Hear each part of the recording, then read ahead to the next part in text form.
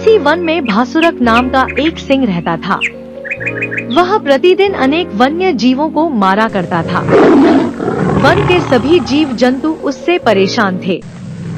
एक दिन जंगल के सभी जीव मिलकर उसके पास पहुँचे, उससे निवेदन किया, वनराज, प्रतिदिन अनेक प्राणियों को मारने से क्या लाभ? आपका आहार तो एक जीव से पूर्ण हो जाता है। अतः प्रतिदिन एक पशु आपके पास आ जाया करेगा। इस प्रकार बिना परिश्रम के आपका जीवन निर्वाह होता रहेगा और हम लोगों का सामूहिक विनाश भी नहीं होगा, क्योंकि प्रजा पर कृपा रखने वाला राजा निरंतर वृद्धि को प्राप्त करता है। सिंह उनकी बात मान गया। तब से वन्य प्राणी निर्भय होकर रहने लगे। इसी क्रम में कुछ दिनों बाद एक खरगोश की बारी आ गई। खरगोश सिंह की गुफा की ओर चल पड़ा, किंतु मृत्यु के भय से उसके पैर नहीं उठ रहे थे। मौत की घड़ियों को कुछ देर तक टालने के लिए वह जंगल में इधर उधर भटकता रहा। एक स्थान पर उसे एक कुआं दिखाई दिया। उसे देखकर उसके मन में एक विचार आया कि क्यों न भासुरक को उसके वन में दूसरे के नाम से उसकी परछाई दिखाकर इस कुएं में गिरा दिया जाए। यही उपाय सोचता सोचता वह भासुरक सिंह के पास बहुत देर बाद पहुंचा।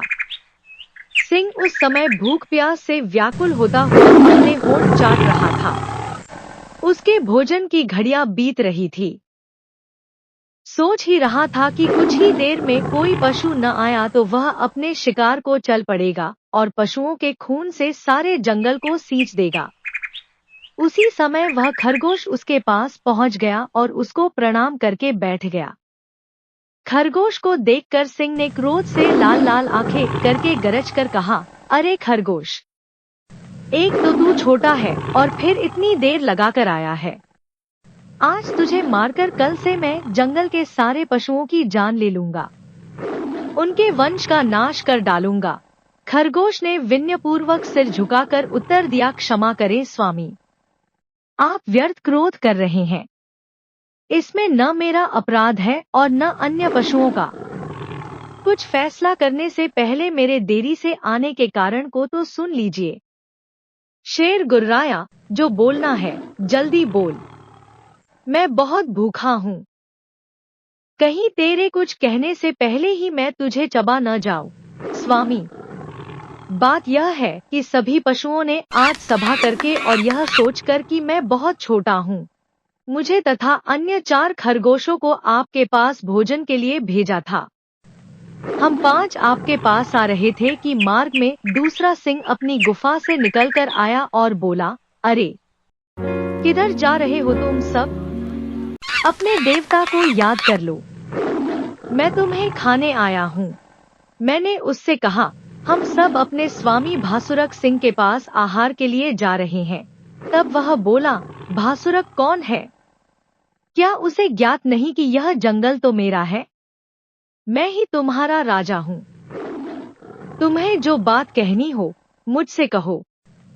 भासुरक चोर है। तुम में से 4 खरगोश यहीं रह जाए। एक खरगोश भासुरक के पास जाकर उसे बुला लाए, मैं स्वयं निपट लूंगा। हम में से जो बलशाली होगा वही इस जंगल का राजा हो। मैं तो किसी तरह से उससे जान छुड़ाकर आपके पास आया हूँ महाराज, इसलिए मुझे देरी हो गई। आगे स्वामी की जो इच्छा हो करें। यह सुनकर भासुरक बोला, ऐसा ही है तो जल्दी से मुझे उस दूसरे सिंह के पास ले चलो। आज मैं उसका रक्त पीकर ही अपनी भूख मिटाऊंगा। इस वन में मेरे अतिरिक्त अन्य किसी सिंह का हस्तक्षेप मुझे मंजूर नहीं। खरगोश ने कहा, हे स्वामी, यह तो सत्य है कि अपने स्वाभिमान के लिए युद्ध करना आप जैसे शूरवीरों का धर्म है, किंतु दूसरा सिंह अपने दुर्ग में बैठा है। दुर्ग से बाहर आकर उसने हमारा रास्ता रोका था। दुर्ग में रहने वाले शत्रु पर विजय पाना कठिन है। दुर्ग में बैठा हुआ शत्रु 100 शत्रुओं के बराबर माना जाता है। दुर्गहीन राजा दंतहीन सांप और मदहीन हाथी की तरह कमजोर हो जाता है। उसके प्रत्युत्तर में भासुरक बोला, तेरी बात ठीक है, किंतु मैं उस दुर्ग में बैठे सिंह को भी मार डालूंगा। शत्रु को जितनी जल्दी हो सके नष्ट कर देना चाहिए। मुझे अपने बल पर पूरा भरोसा है। शीघ्र ही उसका नाश न किया तो बाद में वह असाध्य रोग की तरह ताकतवर हो जाएगा। खरगोश ने कहा, ठीक है, यदि स्वामी का यही निर्णय है तो आप मेरे साथ चलिए। यह कहकर खरगोश भासुरक को उसी कुएं के पास ले गया जहां झुककर उसने अपनी परछाई देखी थी। वहां पहुंचकर वह बोला, स्वामी, मैंने जो कहा था वही हुआ। आपको आता देखकर वह अपने दुर्ग में छिप गया है। आइए, मैं आपको उसकी सूरत दिखा दूं। जरूर, मैं उस नीच को देखकर उसके दुर्ग में जाकर ही उससे लड़ूंगा। खरगोश भासुरक सिंह को कुएं की मेड़ पर ले गया। भासुरक ने झुककर देखा तो उसे अपनी ही परछाई दिखाई। उसने समझा यही दूसरा सिंह है। तब वह जोर से गरजा। उसकी गरज के उत्तर में कुएं से दुगनी गूंज सुनाई दी। उस गूंज को दूसरे सिंह की गरज समझकर भासुरक उसी क्षण कुएं में कूद पड़ा और वहीं जल में डूबकर मर गया। खरगोश ने अपनी बुद्धिमत्ता से सिंह को हरा दिया। वहां से लौटकर वह वन्य जीवों की सभा में गया। उसकी चतुराई जानकर और सिंह की मौत का समाचार सुनकर सभी जानवर प्रसन्नता से नाच उठे।